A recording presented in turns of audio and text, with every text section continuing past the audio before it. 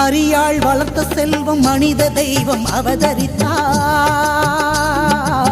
மாடு கட்டும் தொழுவத்திலே மாணிக்கம் பிறந்ததம்மா, மாடு கட்டும் தொழுவத்திலே மாணிக்கம்